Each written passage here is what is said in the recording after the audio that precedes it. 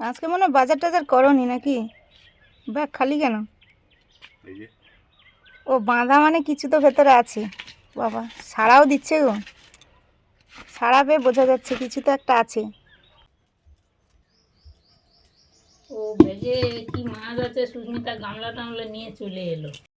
লাফানোর মাছ, লাফানোর মাছ সাধারণত জাবিয়ে রাখা হবে। বাপরে, শোল, এটা বাঘা না পাকা না কি বলবো, না রাজা? শোল, জ্যান্ত শোল, জ্যান্ত শোল। জ্যান্ত শোল। জিওল মাছ আমরা কিভাবে জল দিয়ে জিয়ে রাখি। বড় শোল মাছ প্রায় কেজিখানি। এবারে জল দেবো, জল দেওয়ার আগে প্রসেসগুলো করে নেবো, তারপরে জল দেবো। জল যদি দিয়ে দিই জল পেয়ে ও লাফ দিয়ে পালাবে।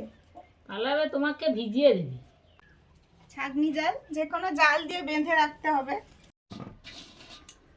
প্রথমে জালটা দিয়ে দিলাম, তারপর একটা দড়ি দিয়ে ভালো করে মুখটা বেঁধে দেবো।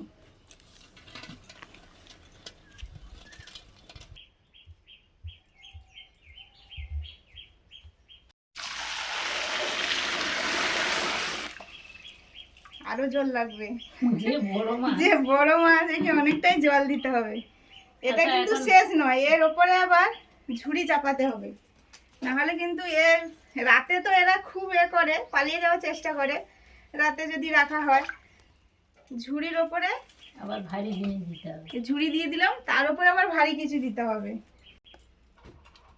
এই ভারী একটা কিছু দিয়ে দিলাম, এবার নিশ্চিন্ত হয়ে থাকা যেতে পারে। জিওল মাছগুলো এইভাবেই আমরা কয়েকদিন রেখে দিতে পারি, জল পাল্টে পাল্টে। এই আজকের জল দিলাম, এই জলটা আবার আছে রাতে ফেলে দিয়ে আবার নতুন জল দিয়ে রেখে দেবো, পরের দিন এরকম সন্ধেবেলা জল দিয়ে। তবে মাছগুলো ভালো থাকে, অনেক দিন রাখাও যায়।